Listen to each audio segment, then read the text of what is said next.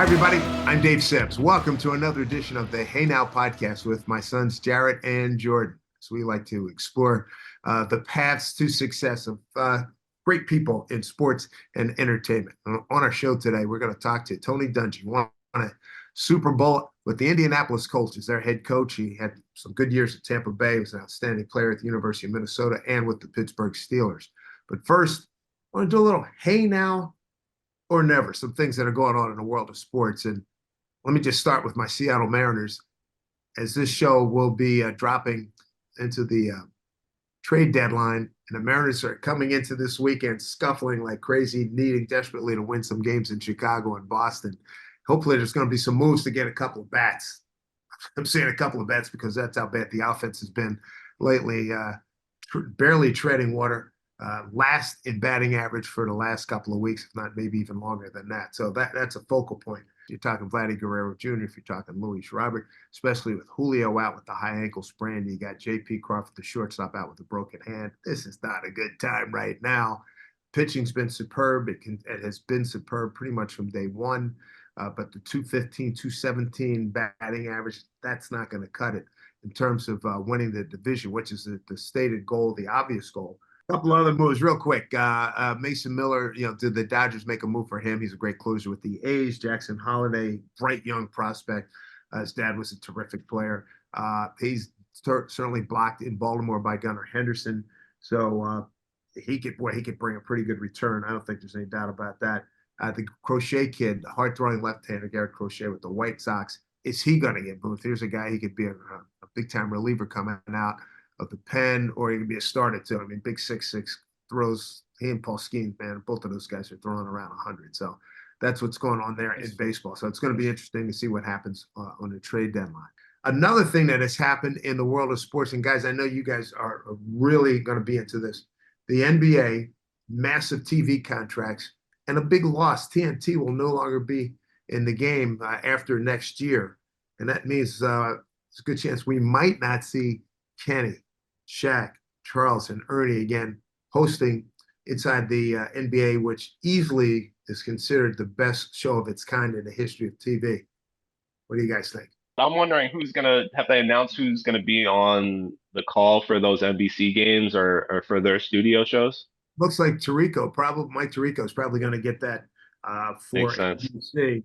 And then for some of the other packages, you very well may see Noah Eagle. And I remember working his dad, Ian, when I was at WFAN in the late 80s, early 90s. And Ian was just out of Syracuse. And certainly his career has blossomed big time as the number 2 NFL guy for CBS, and number 1 on college hoops. So it always seemed hmm like, and we've talked about this at the dinner table, years ago, that, talking like 20, 15 years ago, that when the Googles and the Apples get into streaming, that they'll have more available cash. And Apple was the first, I think, to surpass $1 trillion market share, more available cash to go after these NBA, MLB, NFL rights deals. But I think, the result is that they're losing the NBA and now they're suing, which is also a really interesting part of this whole thing. What happens if Discovery and TNT win a lawsuit, but the games are already on these yeah, other? I don't know, but I know one thing. I won't say I'm concerned, but I'm certainly interested in where, Charles Barkley says he wants to do one more year then retire. I'm not buying that. I'll believe it when I see it. But that the chemistry that those guys have had over the years is the best, I think, of any show of its kind. And I tell you what, I wouldn't want to have to try to follow that act. And now let's turn our attention to the focal point of our program for this week. The great Tony Dungy is our guest, and we just absolutely love the conversation we had with him. We're delighted to have one of my favorite guys in sports join us right now. Tony Dungy, Pro Football Hall of Famer, a guy I met when he was the Tampa Bay Buccaneers coach, and I was doing their preseason games. That's when we met back around 1998. He's had one of the great careers in all of professional sports. Tony, thanks for joining the Sims crew here, man. We really appreciate it. Well, David, it's great being with you. And as you mentioned, those memories for me go way back when I was trying to get the Buccaneers turned around, and we had a lot of fun. And I loved you covering our preseason games, and we've been friends ever since. Yes, sir. Yes, sir. One of the things I wanted to ask you as we get started here it's the off season in football, so to speak, and the NFL covers the year really well. But I know for baseball, like in December, I usually start getting a little antsy. I start looking at the video, trying to get the feeling back. Where are you as you were waiting for the next season to fire up? Well, when I was coaching, you're right in the middle of this. You're scouting, you're trying to look at your free agents, who you're going to have the following year, what you need to improve your team. But now as a broadcaster, I do kind of take it easy now. I listen to everything, I watch and see who's moving around. I mean, I just kick back and enjoy it as a fan. What kind of stuff do you do? I mean, in your kickback time, I mean, what are the things you like to do? What are you involved in? Well, I try to be involved in my community, and we are going to do several things. My wife and I, we read to second grade students every Thursday, and that is an awesome thing for us. Get involved in some charity things here in the Tampa area. I actually yesterday was just at the NFL owners meetings. I spoke to the staff people, equipment men, the trainers, the player development Gotta directors. have those cats. Yeah, and spoke to them, encouraging them about their role with the league. I do some speaking to college students, Fellowship of Christian Athletes, camps, those type of things. I try to just kind of give back to the community. In the summers, we keep free for our kids. We have 11 kids altogether. 8 of them are still in the house, adopted kids between 18 and 8 right now. So they keep us busy. Wow. When you speak to those groups, what kind of messages are we talking about? I try to talk to them about the things that my dad talked to me about. Looking at your future, planning ahead, thinking about what you want to do, what you'd like to achieve, dreaming about it, and then doing the things that will help you go after that. Um, I think in this day and age in America, you can do anything you set your mind to. And that's the message I give to young people. Don't let people put you in a box. Don't let people tell you you can't do anything. I grew up in a little small 50,000 person town of Jackson, Michigan. Never in my life would have dreamed I'd be the head coach of the Indianapolis Colts and be on the sideline for a Super Bowl. But because my dad and mom and people like that that said, hey, go after it. If you want to go to college, go. You want to be an athlete, go. You want to be a quarterback when that's not popular right now, do it. And so that's what I try to tell people. Don't be hemmed in by what other people think. Follow your dreams. You know, it's interesting when you said being a quarterback. Man, you and I are in the same generation, and we both came up at a time when they weren't they weren't looking at black guys to be quarterbacks. I mean, I quarterbacked the last couple of games of my sophomore year. I'll never forget. I came up. I had a number 81. I was a tight end, and we came up. It was against Mike Mayock's dad's coach Okay. team, okay, in Philly, and I threw a post pattern to a guy named Charlie Thompson, caught it and went about 80 yards. And we were up 7-0. Next time we got the ball back, I threw in, he went out, it got picked. We wound up losing 41-7. But I thought that, that was going to be the beginning of me being a quarterback. I got all fired up the next year, and then the board of directors' son all of a sudden materialized out of nowhere, and this dude was quarterback. And then I was back to tight end and, whatever. But that tease it up. When you were at Minnesota, Sandy Stevens, left-handed quarterback, 62. I just remember, I was telling Jared and Jordy, I can remember 1962 thereabouts, Texas A&M playing, and my father and I were watching the Thanksgiving Day game. Man, we ain't never seen any homies on this team, Yeah. on these teams. It has come a long way, but I wanted to get back to you on the black quarterback thing. I want to jump into football right now. We have so many black quarterbacks who are starters in the league and prospering. And obviously, Mahomes at the top of the heap. I mean, you was a former quarterback. You were more of a running quarterback, but that's got to feel great to you as a football. No, stop right there. Ooh, I led the Big Ten in passing now in my bad. 1976 and set all kinds of records. Tom Moore was my coach. We were throwing the ball before anybody else did. The Big Ten was 3 yards in a cloud of dust, but we came in throwing the football. Same offense that Peyton Manning ran to go to the Super Bowl. We were running in the 70s. I played a game, Dave. I was a senior, 1976. I'm leading the Big Ten in passing. We're playing the Washington Huskies. Warren Moon's leading the Pac-8 at that time in passing, and they beat us. And I'm looking across the field and saying, man, this guy is spectacular. Well, my draft comes up. I don't get drafted. You want to play in the NFL? You can either go to Canada or you can change positions. I had a dream of playing in the NFL. I switched to safety. Next year, Warren leads the Pac-10 in passing again, most valuable player in the Rose Bowl. He doesn't get drafted. Same thing. You can go to Canada or you can switch positions. He said, I'm a quarterback. He went to Canada, wins 5 Grey Cups, and then comes back. But I tell my boys, they're all excited about Patrick Mahomes and Lamar Jackson, and we should be, and we celebrate that. But we had those guys, they just didn't get the opportunity to play. Chuck Ely was my hero when I was in high school. Toledo? University of Toledo. Undefeated in high school, never lost a game in high school. 3 years at Toledo, never lost a game. Well, as a quarterback, that's what you're supposed to be judged by. This guy's undefeated, doesn't get drafted, goes to Canada, wins the Grey Cup, Rookie of the Year, still hasn't lost a game. And you're saying, what's wrong with this picture? But we had guys like that. You mentioned Sandy Stevens. That's the reason I went to Minnesota. Sandy Stevens led them to a national championship in the early 60s. And the Minnesota people told me, you want to be a quarterback, you can come here. We have a history of it, a tradition. And that's one of the big reasons I went. What was your insight into why they didn't trust to put black fellas in a leadership position? Well, they did some at the Power 5 schools, and it came into college, but you couldn't take that step into the NFL because the NFL was looking for the prototypical 6'5", 240-pound drop-back passer, rifle arm. And if you were outside that box, if you did some things differently, then they just didn't look at you. My college coach, Coach Fran Tarkenton, when he was in college, I was the same height as Fran, kind of had the same type of game. Fran Tarkenton was very successful in the NFL. I thought I could do the same thing. And when I came up for the draft, they said, well, you're not a pocket passer. You're a scrambler. You move around. You're an athlete. You'd be better off at another position. And I'm thinking, well, gosh, you didn't say that to Fran Tarkenton. I think he's setting records and he's still playing. But that they just didn't look outside the box then. The Patrick Mahomes and Lamar Jacksons, Patrick Mahomes would be playing baseball if he had been born 30 years ago because Russell Wilson would have been the second baseman for the Yankees instead of being a Super Bowl quarterback. But we got out of the box a little bit. I think college coaches coming into the NFL.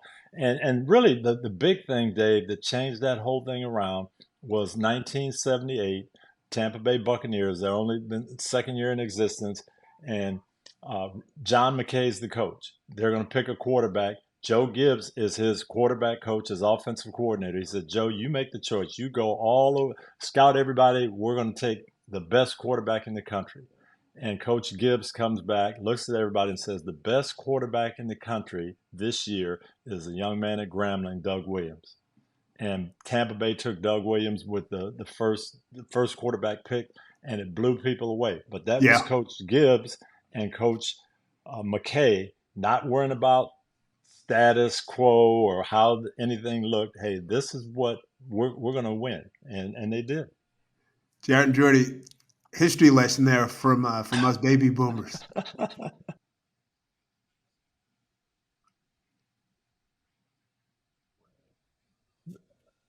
Yeah. No, it's funny because it came full circle. That was 1973. I got to Minnesota. Tom Moore's our offensive coordinator. We've got this unique no-huddle offense. Quarterback controls everything, does it at the line of scrimmage, makes all the calls. And at that time, I think my junior year, we threw 225 passes, which was about 19 a game. That was revolutionary in the Big Ten. Oh, they're throwing the ball all over the field. But fast forward, 25 years later, I become the head coach of the Indianapolis Colts. Tom is already there. He's put the system in place. He's running the same thing with Peyton Manning. I'm going to keep this guy as my offensive coordinator, and we're going to keep going because I believe in this system. That's what I did. And we did it 30 years before that. Boy, what a tie-in with Tom Moore. Boy. And he's still coaching now, unbelievably. I know. I saw that. Crazy. Good for him. You were talking about Tom Moore, and this also brings back a memory. And we were, as a family, and I think a lot of Black Americans were thrilled when you won the Super Bowl and you went up against Lovey. So there was going to be a brother that was going to win it. But let me take it back to 2005. I was doing your Pittsburgh game at home. I think that divisional game. Yep.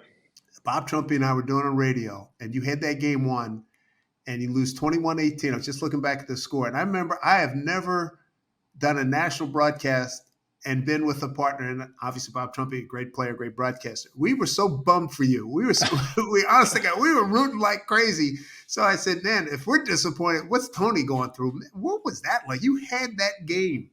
That was a tough one, Dave, because of all my 25 years coaching, that's the best team I'd ever been around as a coach. Better than the Super Bowl team. Yes. Oh, yeah. Next year, we had lost Edgerrin James.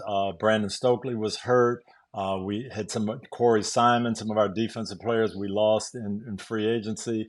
That team was really stoked. We won our first 13 games and never had a one-score game, won them by 2 scores or more. And I'm thinking this is the team that's going to go to the Super Bowl. We played Pittsburgh in the regular season, I think beat them by three touchdowns. And we came out and just didn't play our game. We missed the field goal at the end. Felt like we should have won it. Pittsburgh goes on to win the Super Bowl, and that was super disappointing for me. It really was, because I felt that was our team and our year, and I knew where we were in terms of our salary cap. I knew we were going to lose some players. So you feel like your team's not going to be quite as good the next year. But we came back. We drafted Joseph Adai. We had some guys step up and play great for us. And we end up winning it with a team that definitely wasn't as talented, but it was very, very determined. But that was a painful, that was a painful moment when we lost that game as the number 1 seed. I just remember, what was it? There was an interception. Roethlisberger made a tackle on the guy. It looked like he was going to take it to the house. We went for it on 4th down. We're down by 3, and we went for it, didn't make it.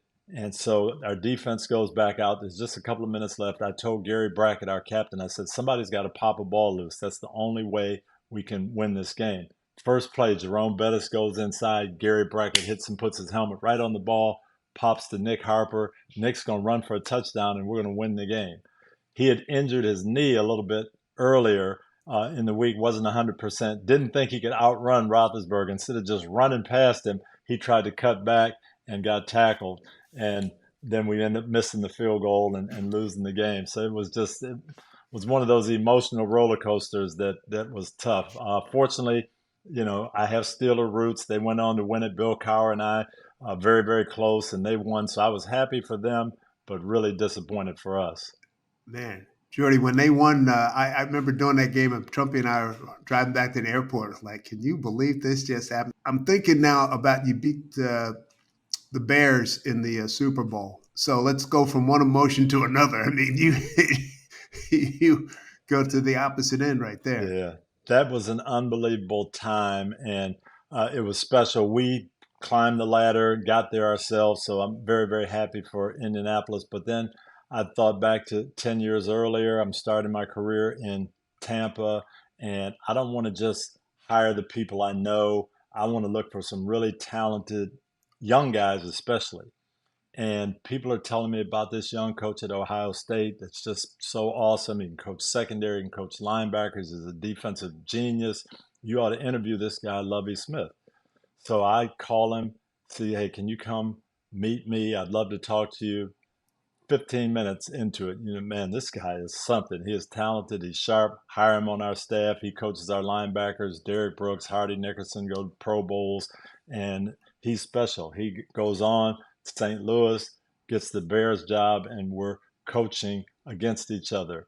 And we're coming into that week, and as you say, knowing that one of us is going to win that game, it's going to be awesome. Well, just before that, Dan Rooney calls me up on the phone and says, we're hiring Mike Tomlin. And Mike was, I think, 33 years old at the time, been a one-year coordinator at Minnesota with the Vikings, but he started on my staff when Herm Edwards left and got the Jets job. I did the same thing. I talked to our scouts, hey, I need somebody young who's a great communicator, sharp. Who can you recommend to me? Oh, there's this young coach, University of Cincinnati. Nobody really knows about him, but he takes these young players and really gets them going. You'll really be impressed. I bring Mike in. He blows my socks off in the interview.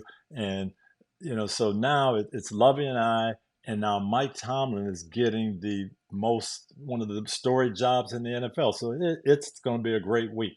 And I'm thinking the only way to top this off is if we win it. And sure enough, that's what happened. So it was an unbelievable special week for me. Jordy, you and I and Jarrett, we talk about seeing the visibility of certainly black athletes, certainly baseball, the dearth of them, but football, it's overwhelming, and so is the NBA. But this was a big deal in our generation, right, Tone? I mean, Oh, to see this inclusiveness and guys getting an opportunity, and you guys. You probably, I didn't even, how aware are you of that? I was wondering, do you have any thoughts, Jordy, with your Well, coach on this one? well, I'm very aware because being around you my whole life, you're always pointing it out. So, which I'm grateful for. I happen to love learning about the history of the game. But Tony, I'm curious about like when you see guys from your coaching tree that you've hired in the past have success, what kind of feelings does that bring up? What kind of pride do you have in the guys you've mentored over the years? Jordan, that is the best feeling for me. I was so proud of Mike Tomlin getting that job. Obviously proud of Lovie Smith. When I took the job at Tampa, I kind of got criticized of my first staff because we didn't have a lot of quote unquote experience. Herm Edwards was just starting his Great career. player, Eagles. We're Eagles Yeah, fans. great Come player, on but now. Yeah. hadn't coached much. Lovie Smith, where's this guy from? College. I ended up hiring Mike Tomlin. Jim Caldwell did a great job at Wake Forest as a head coach, but he becomes our quarterback coach. Well, he hasn't coached in the NFL before, and just on and on. But to see these guys get opportunities, and when they get them, you know they're going to do well. So to see Hmm.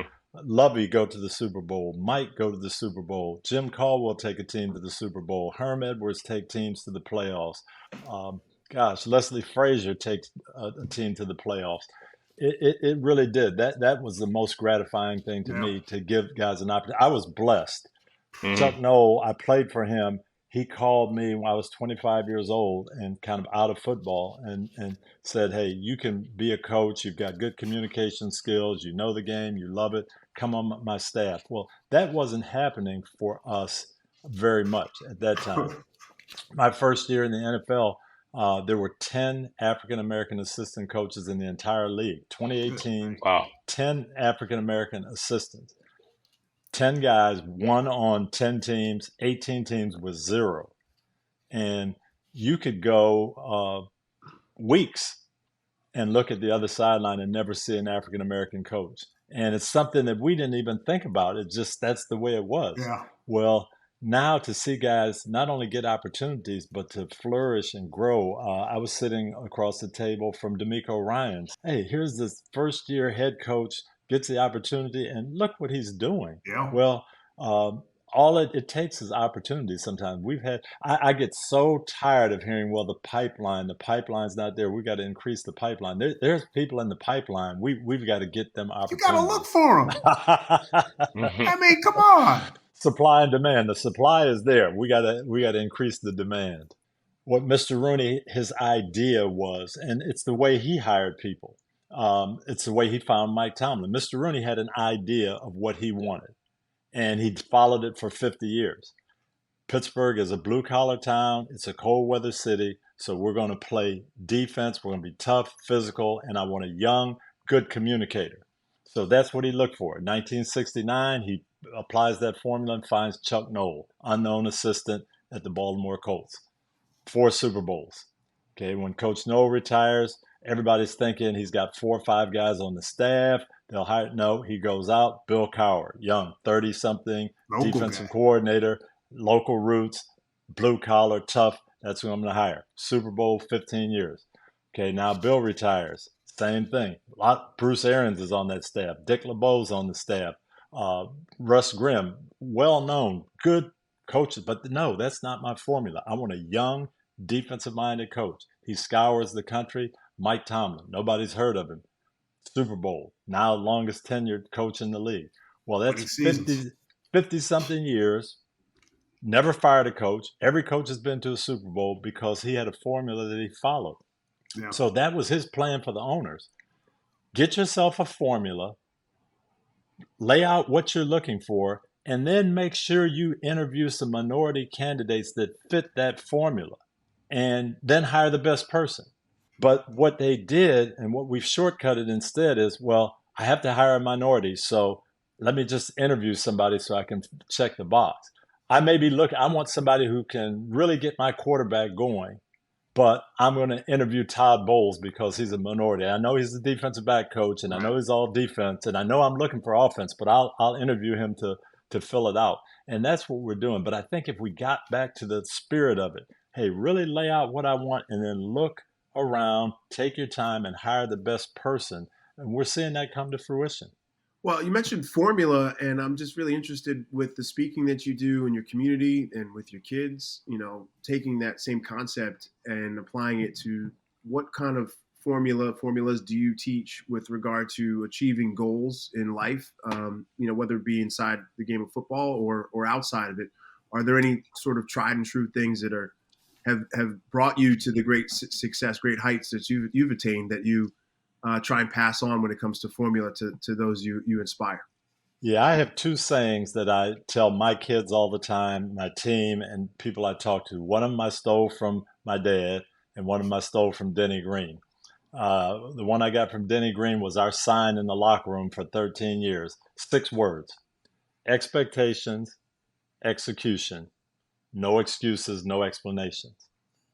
Expectations. We have to decide what we want, think like a champion, think like the best, and then now how do we execute that? Can't just think about it, but what does it take to get there? What are the things I'm going to have to do? If I'm a football player, I've got to work hard. I've got to lift weights. I've got to come to the meetings. I've got to train. Those are the things that I have to do if I want to be a champion. Well, what gets in the way of that? Excuses and explanations. Cut all those out. We're not going to stand for it. And that was our mantra as a team for 13 years.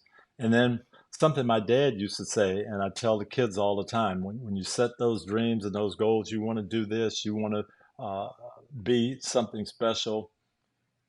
Excellence can't be stopped. Excellence can be hindered, but it can't be stopped.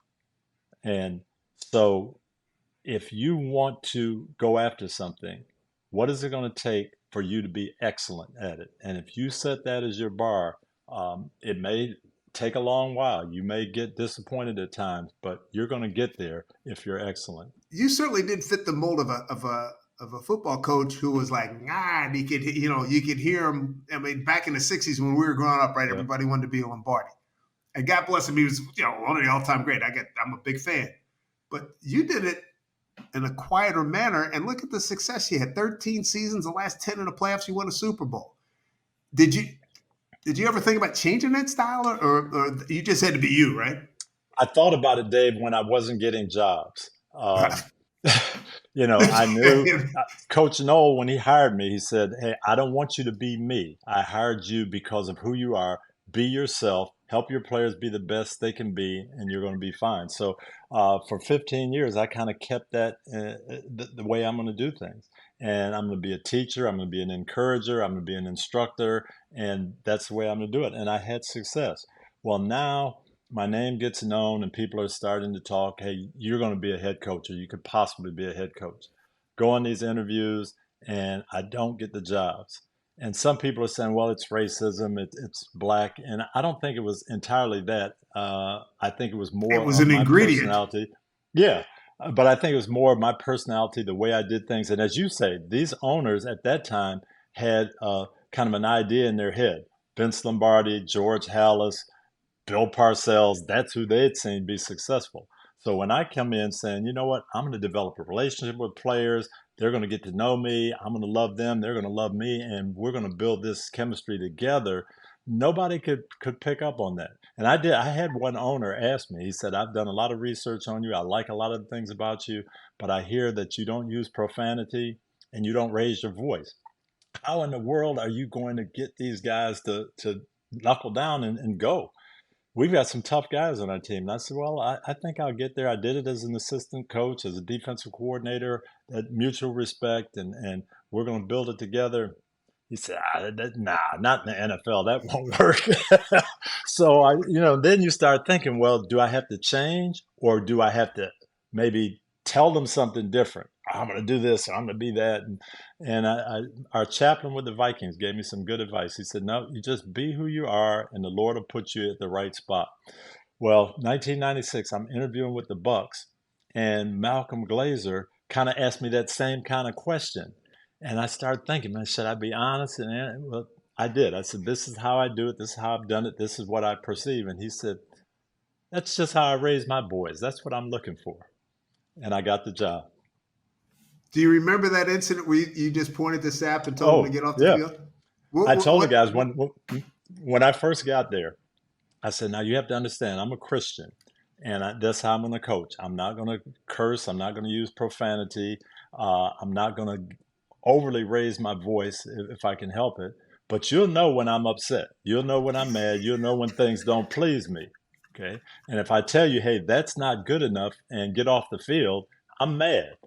So we had something. I had a rule that we don't fight in practice, and we don't disrespect the assistant coaches. So Warren, something happened on the field, and the assistant coach tried to break it up, and Warren all over the guy. And I just said, I'm mad. You need to get off the field. And because I didn't berate him, because I didn't, make a big scene in front of the whole team, he appreciated it. He understood it. And I talked to him afterwards. I said, hey, you got to be one of the leaders. We've got to be in this together. The things I'm preaching, you've got to preach if we're going to be a Super Bowl team. And as Dave, as you know, as only Warren could say it, he said, okay, I got you, coach. You just draw the line for me, and I promise you, I'll never step over the line. I said, okay, that's good, Warren. We're on the same page. Then he said, but make sure you draw the line right where you want it, because I'm going to be right on the line. I want to get back to something that happened this past season, the Taylor Swift sensation. He said that's a thing that's disenchanting people with sports now. There's so much on the outside coming in, entertainment value and different things, taking away from what really happens on the field. You thought it was that big a distraction? Because it seemed like she was bringing more numbers to TV. Oh, absolutely is. And I think people misinterpreted that. People thought I was upset at Taylor Swift, and I wasn't. The point I was making is, what do we think is important? There was a time when we thought that what happened on the field and the players were the most important thing. Now we've got gambling, and we've got these props and all these different things, and we've lived to see it, Tone. Yeah, it's different. The Super Bowl, to me, is the greatest example. You know how it works. You've got 40, 50 cameras for the Super Bowl, and you've got your director when things are critical, and he's got all these shots to go. McCole Hardman scores the touchdown. The Chiefs have won the Super Bowl. And what is the very first shot they go to? It could be Andy Reid on the sideline. It could be Mahomes doing this. It could be Kyle Shanahan doing this. No, what do we go to? Taylor Swift's box. And we can't even see Taylor Swift. I'm agree with you on that one. And I'm saying, now, what are we saying here? What is the most important thing that we can go to when the Chiefs score this touchdown? And that's my, as a football person, that's my beef. Not with Taylor Swift. Yes, she should be there. She should be able to cheer for her team and be who she wants to be and love life and love Travis Kelce. But what are we doing as a broadcast? Can I sit next to you on the bus on that one? Because I agree with that. That can't be the first reaction shot. Yeah. And that's all I'm saying. I'm not mad at Taylor Swift. I'm mad at us. I'm mad at us as an industry for how we portray it. I was going to say, I think Travis, he's like 36. So, once he retires, Taylor Swift, I don't know if she's going to be going to games and she'll be on the screen as much. It seems like a business move. So I think they're making a business decision. I agree with you guys as well, because it turned my daughter into fan of the wrong team. And that's okay. Just say what it is, though. Say it's a business decision. We're trying to get more eyeballs on the screens. I get it. How do you like being on the media side of things? I mean, you've been there at Football Night in America since 2009 on NBC. How's that? How's that fit into your life? I've enjoyed it, Dave, because it's allowed me to stay involved in the game, to keep those relationships, to keep talking to players and coaches that I know without having to be in it 24/7. And the thing I've appreciated about NBC, when I took the job, Dick Ebersol was in charge, and he asked me to come with them. And I said, I don't know, Dick, that's not my thing. I don't have a stick, I don't have a gimmick. I'm not a real loud, boisterous guy. And he said, no, we don't want you to do that. We don't want you to be negative. We want you to explain what's happening. If it's a good play by someone, say it. If it's a bad play, say it. And that's all we're looking for. And um, I I've loved it. I've enjoyed it, and it's kept me involved. And it's something that you're familiar with. I know for me being in the business all these years, especially when I went from newspaper to TV and radio, you're part of a team there. I mean, you got the the front facing people, and then you got all the background. You got production meetings. So I mean, it's the only thing that's different. You're not playing. You're getting ready for a football game, but you're talking about the presentation of it, not playing the game. Yes, and that team aspect is really great. I mean, you rely on the guys who are with you. We've got a great behind the scenes staff. We have unity on our broadcast, so it's been great. So you're trying to do the same thing you did when you were playing or coaching. Let's put the best product out there. Let's be the best. And there's 200 people that go into that, and it's been fun. I'm just curious, did you foresee Peyton having the career path that he's taken after football, getting into media and all the success and being known as, kind of the funny guy? I didn't know exactly what he was going to do, but I did know this, that he would be excellent at whatever he chose. He and I had some discussions about going in the front office, even ownership of a team, going into broadcasting, coming to work for NBC. He had to find a niche where he could still be a dad, still be a husband, but give sufficient energy into what he did, and he's excellent at it and doing well, and he's carved out a niche for himself. I thought that's what he would do, but I didn't know what path that would take. Hmm. Did you know he was that funny? Yeah. Oh, yes. Now that has been his whole life. He was the number one comedian on the team, the number one prankster. Yeah, none of that surprises me. Now, Eli, that has surprised me a little bit. I didn't see that personality come out. Wow. You coached so Manning, Sapp, some of the other Hall of Famers, Edrin James, you coached John Lynch Yeah. at Tampa. But you've had a Derek heck of a Brooks, bunch of Derek guys, yeah. Brooks. Man, that's a lot of dudes. Yeah, I actually counted them up, Dave. How 14 many? guys from 14 altogether, counting Mel Blunt, Donnie Shell, they were DBs for me when I started. Lord have mercy, what a team that was. John Ramlin, Chris Dolman at Minnesota, the four guys in Tampa, Brooks, Sapp, Lynch, and Rondé Barber, four guys in Indy, Peyton, Edgerrin, Marvin, and Dwight Freeney. So I guess there's no question why I'm in the Hall of Fame with those kind of talented guys propping you up. It definitely helps. Coach, we love you, but we still feel pain from when Rondé made that pick at the vet against the Eagles that one year. I had just called the Baltimore game down the road. Baltimore had put on a show, and then we're driving back up to New York, and I'm listening, and Rondé makes a pick. I was like, oh, And the golly. stadium went quiet, and we had struggled. We'd had trouble with Philadelphia, and Rondé kind of put the nail in the coffin there, and that's still an iconic play for anybody in Tampa. They know right where they were when they were watching that one on TV. You hadn't won in cold weather. I think that's what it was. Correct. And Correct. the Eagles were due that year after, I think, two trips at that point to the NFC Championship. And it was like, I'm never trusting cold and warm weather stats again after that. I'll tell you. I was going to ask you, Tony, about Peyton going back a second. You said he was the number one comedian and prankster. Since you were the head coach of that team, did he ever prank you? Was there ever, or was that off limits? I'm curious if he ever pranked you. He pulled a couple of small ones on me, but none of the big ones that he was famous for. I think he kind of had a little I don't know, respect for the position. Yeah, but he was great. He got everybody and did it in a funny way, and things would happen around the building, and people would just say that had to be Peyton. That was Manning. Yeah.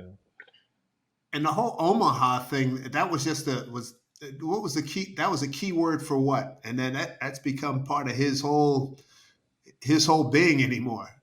Omaha was a couple of things, actually. Omaha could mean that we were going on one and that he'd made his audibles and he's now ready to go. And the next sound is going to be the snap count.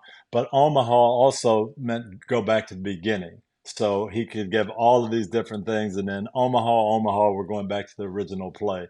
Um, and then, of course, when people kind of started getting on that, then he'd have to change every week. Omaha's going to mean this week and try to stay one step ahead of people. Let me go back to when you were a player. Favorite moment as a collegiate player, as a quarterback at Minnesota, Big Ten. Anything? What comes to mind? My senior year, we went back to Michigan State, and I had grown up. I'd spent 3 years on the Michigan State campus. My dad was Right, getting a PhD, and so I saw Jimmy Ray and Sherman Lewis Jimmy and Ray. Bubba Smith and George Webster and all those guys. And we came back my senior year, played Michigan State. I threw a touchdown pass to Mike Jones, who was another receiver from Detroit. We won the game 14-10, and winning in Spartan Stadium was probably the highlight for me of my college career. And on another note, with Coach Belichick, he's out there as a free agent. You think he'll be able to get back in the game? I know he's within what 18 to break Coach Schuler's record, and it certainly it's not going to happen this year. But do you see him maybe next year, the 25 season? I think he'll be back. I think he wants to set that longevity record. I think people will look and say, hey, if I'm close, if I got a team that's close, he can be the guy to take us to the Super Bowl. So I think he'll get hired. I was surprised he didn't get hired in this cycle, but I do think he wants it, and I think it will happen. Is he like if somebody gets off to a tough start? He wants to go to a team that's going to win, so he's not in a rebuild thing. But if there's a midseason, I mean, his name's going to come up. If somebody's having problems at the midseason and they get bumped, do you think he would take a situation like that? I think he would look at it, and I think he's going to be a name that people mention. You take a team. I'll throw out the Philadelphia Eagles, for instance. Everybody thinks they're a Super Bowl team. If they had a rough patch at the end, they You're struggle being coming out of the kind. gate. If they struggle coming out of the gate, that name will be mentioned. Hey, maybe Bill could get us going and get this thing turned around and get us to a Super Bowl. That's going to happen. That's It definitely sounds going to like happen. if Nick gets on like that first 3 to 5 games, that would be key. They've got a great team, and I love where they are. I don't know what happened. I saw that last game in Tampa. I was at the game. I never saw a sideline in a playoff game that unemotional, that detached. It looked like they had just given up. And they're too good for that. So they've got to get that going and get off to a good start, and they'll be right back in the hunt. I'm just curious on your take on these new rule changes the Okay. NFL instituted. With the kickoff rule, they're banning trying to increase return rate, banning the hip drop tackle. Do you have any strong opinions when it comes to these new rule changes? I'm not a fan of the hip drop rule because I don't know what that is, and I don't know Yeah, how it's same. going to be Yeah. defined. And that defensive player, you're trying to tackle Barry Sanders. You don't have time to think about, am I going to swivel or am I going to do this? Yeah. You're doing anything you can to get him down. And physically, when you tackle a guy from behind, you have to drop your weight to get him down. So sometimes things are going to happen. I don't think anybody's going out there saying, I'm going to fall this way and try to break this guy's ankle or give him an ACL sprain. No, nobody does that. It does happen. And I get what they're trying to take out of the game. I just think it's going to be called very rarely. Someone's going to get hurt, a guy will get fined, and he may have used the same technique all season, but now when someone gets hurt, he gets fined. Or you're in a playoff game and you should be off the field on third down, and the one time we call it, here comes the flag. Oh, that was a hip drop. Well, wait a minute, I've tackled like this all year. That's what I worry about. The kickoff Hmm. rule I like. I want to see that kickoff return come back in the game. Now, I kicked off to Devin Hester in the Super Bowl.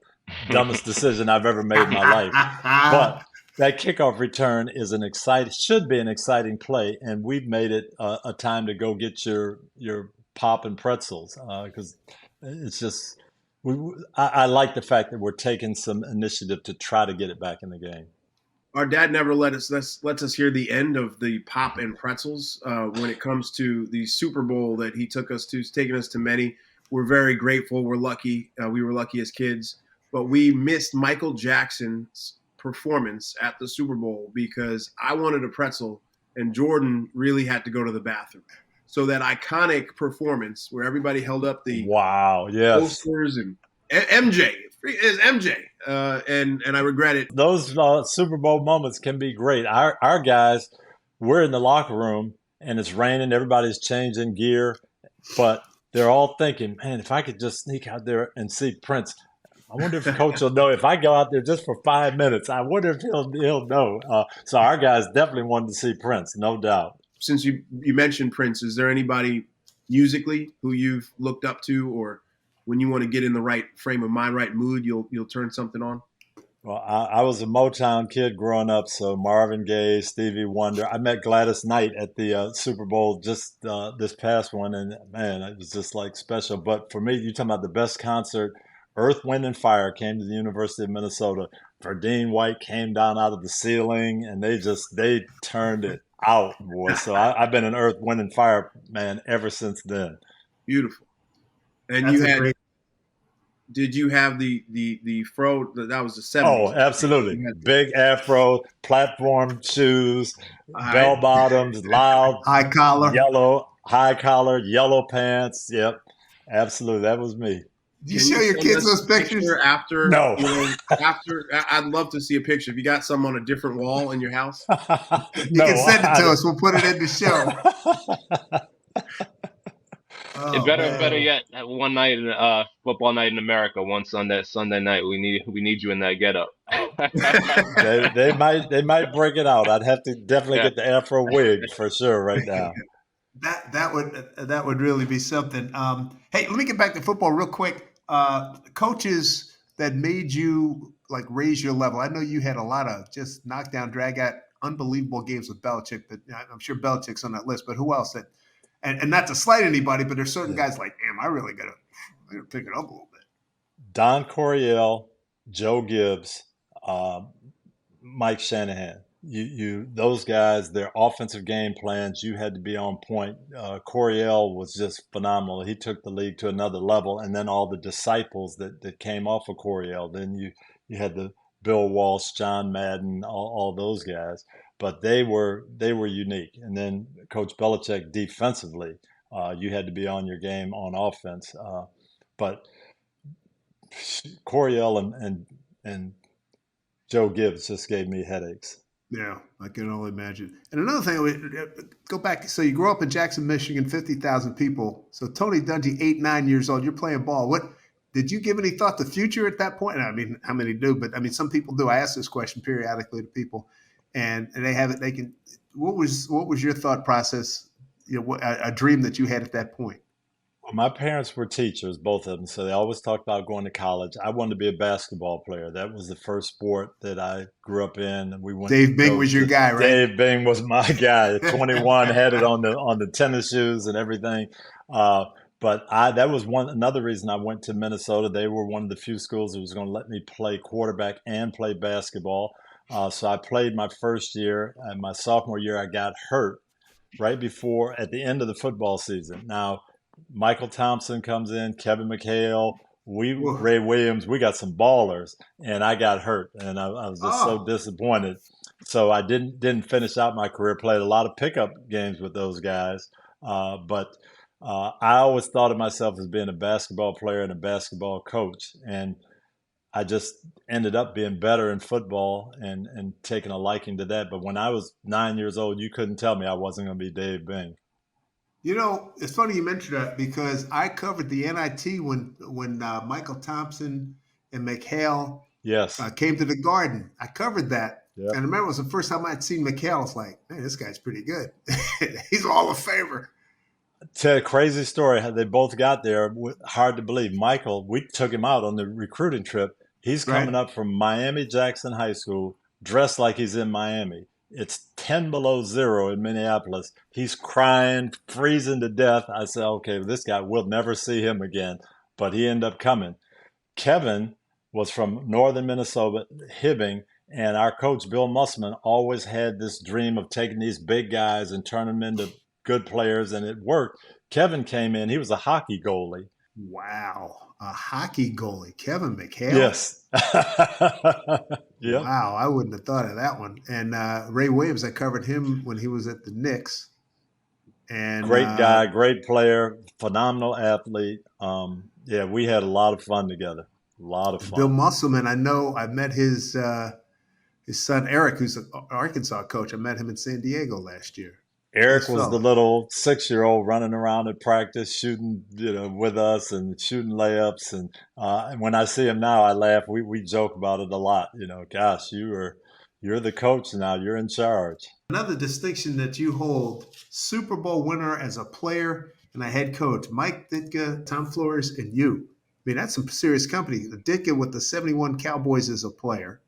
Bears 85, obviously. Flores as a backup quarterback 69, and then coach of the Raiders 80 and 83, and you with the players Steelers in 78, and you went in 06 with the Colts. Just three guys. I mean, in Doesn't addition, happen a lot. yeah. And also, what do you remember about your Hall of Fame day? What was that like? When you got enshrined at Canton. I mean, man, that's top of the heap in football. It really is. And again, it's something you don't really expect. I'll tell you the whole weekend, Dave, the one that got me was, they call it your gold jacket ceremony. You have your regular suit on, you come to the edge of the platform, and all the other guys are kind of down on the floor, and you step down and they put the jacket on you and you walk through and shake hands with everybody. And I'll tell you what, it is so, oh man, it's so powerful, because I'm looking down and there's Lem Barney, and I was Lem Barney in the backyard. And then there's Joe Green. I played with Joe Green. I never thought I'd be in this group with him. And then there's Warren Sapp and Derek Brooks, who I coached. And there's, LaDainian Tomlinson, who I played against or coached against. And it's just, you just can't believe that now all of a sudden they're going to put this jacket on you and you're going to be one of the group. Shed a tear? I did. It was very, very emotional. My family was there. All the people that sacrificed with you, my wife, Lauren, and all the things that she had done to support me. My kids were there crying. It was just, it was unbelievable. Yeah. Hey, Tony, I got one final question for you, going back to something you said earlier, regarding Joe Gibbs picking Doug Williams and getting kind of the keys to the offense and having his choice of quarterback. When it comes to someone in a head coaching role or someone in a decision-making role, where do you find that courage to make that unpopular decision or a difficult decision that others might not agree with or see your vision? How do you find that courage to go through with that? That's what separates the great ones from the just okay, because everything is not going to be popular. You just have to keep telling yourself. And I used to pray about those kind of decisions. Lord, help me do what's right. Help me do what's best for the team in this situation. We were talking that 2005 team is fantastic. We come up a little bit short. Bill Polin, the GM and the owner, Jim Irsay, sit down with me. We got the decision to make with Edgerrin James. He's the most popular player on the team. He worked hard, came off an ACL, came back. He's had two 1,500-yard seasons. Everybody loves him, but he's going to get $8 million on the open market. We can afford to pay him that, and we should pay him. He deserves it. But if we do, we're not going to have Dwight Freeney, Dallas Clark, and Reggie Wayne down the road. I can tell you we're going to lose them. Now, our other alternative is we can let Edgerrin go. It's going to be hurtful. It's going to be painful. We're going to feel bad about it, but it's a great year for running backs in the draft. We can draft Maurice Jones-Drew or Joseph Adai. We can use that extra money, re-sign Reggie, Dwight, Dallas, and we can be contenders for a long time. What are we going to do? Well, I love Edgerrin, and I know what he's been through, and I know how hard he's worked and what he means to us. And that was one of the toughest things in my life, to say we're going to let him walk. But for the good of the team and down the road, we had to do it. We do it. We win the Super Bowl. I retired 2 years later, and now Jim Caldwell's in place, and they're still going. They go back to the Super Bowl because it's all in place. And you think, yeah, I made the right decision, even though it was painful, even though it hurt. It was the right decision, but that Wow. you have to have that courage. I just wanted to open it up because I find it really interesting. Tony, really thank you. Big thank you for joining us. Jordan and I are proud sons. We've seen his consummate professionalism and work ethic, and that's had a huge impact on both of us. And I think that it is just really interesting, us, Jordan and I, being here with my dad, our dad, doing this. You talked a lot about your father. I would just be really interested. It's not so much a question, but I just want to see you two gentlemen talk to each other about each other's fathers. I'd love to just sit back and listen, because Tony, you've mentioned your dad and the impact he's had on your life a number of times. And then I know Pop Sims from, being lucky enough to grow up with my grandfather in my life. So I'd love to hear you guys kind of share that about your fathers. It was so special. I can tell you a story about my dad that kind of probably encapsulates your grandfather as well. When I would come home and complain about something, they didn't put me in the game, they didn't do this, the teacher gave me a C and I should have got an A, whatever it was, my dad he'd listen and he'd say, okay, now what are you going to do to make it better? And I'm like, Dad, don't you see this is wrong? Don't you see what they did to me? And he'd just say to all of us, all four of us kids, sometimes they don't want you to fly, you have to teach yourself. And I'd say, okay, I get it. I didn't really know what he was talking about per se, but I got the gist of it. And that's what we do. At his funeral, his best friend got up and talked about him and said one of the proudest moments for us was when Will Dungy went to the Tuskegee Airmen. And my brother and my sisters, we looked at each other and said, that's what he was talking about. Good night. And we never knew.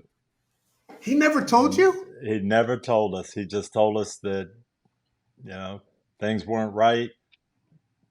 You had to do what you could. I wanted to serve the country. And I'm trying to put it together, 1944, 1945, but it just didn't cross our mind. And he never said anything about it. All he'd say was, they don't want you to fly. Sometimes you have to teach yourself. Wow. So, boy, sort of along the same lines, Tone.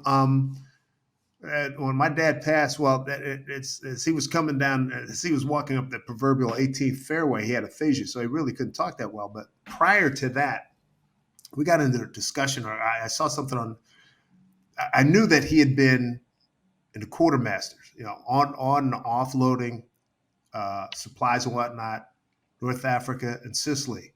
And then one day, I think I was watching something, a CBS News thing. It was about General Patton and how he liked to have the black truck drivers. And I said, wait a minute. Were you part of Patton's, that whole thing going? Yeah, man. You never told me that. Yep. No big deal. No big deal. Yep. And I hear, and you probably hear the same thing. Guys of our generation told where their dads, if they were, same thing, if they were in World War II or Korea, they didn't talk about it. They weren't, I was like, hey, man, we survived that, especially the black guys. And I remember my father always talking about, we were always offloading. Suppose we wanted to fight. We could, we didn't have any, we were onloading and offloading, so we weren't fighting. But we had guys that wanted to fight. And Lord knows things have changed. Yes, but the lesson that we took from that is do your job, be excellent, and don't blow your own horn. Let someone else say it. Yeah, and the other, Tony, appreciate this. Father would would throw a BP to us, and like my first three friends would get up and they, man, I'd get four in my head. Hey, man, that's what Jackie Robinson had to go through. I don't want to hear that noise. Hey, get in there, stand in there, dude, get it done. Tony, it has been an absolute joy and a pleasure to have you with us. It means a lot. Greatly appreciate it, and continued success on TV. And God bless to you and your family, man. We really appreciate it. And Jarrett and Jody, I told you he was one of the best, right? Top shelf. Thanks, Tony. I really appreciate it. Thank you. This has been awesome, reliving some of those memories. And you guys are blessed just like I was to have a great dad. And I know you appreciate that. Well, Tony Dungy, guys, I told you he'd be great. I enjoyed my time with him in Tampa Bay when I used to do the preseason TV games. And I tell you what, he delivered. He really did. Yeah, it was a fun conversation, and I loved hearing him talk about his dad and dad, Dave Sims, you talking about your dad, and it was some good insights there for sure. Dad, doing this, Jordan and I with you, has been gratifying, fun. Hearing you talk about Pop Sims was awesome. We're all influenced by our fathers at all times. If we're lucky enough to have fathers who had a positive impact in our life, it was awesome hearing Tony on that front, and I really enjoyed the conversation. A lot of fun, a lot of fun. For Jared and Jordan Sims, I'm Dave Sims. We'll see you next week on Hey Now.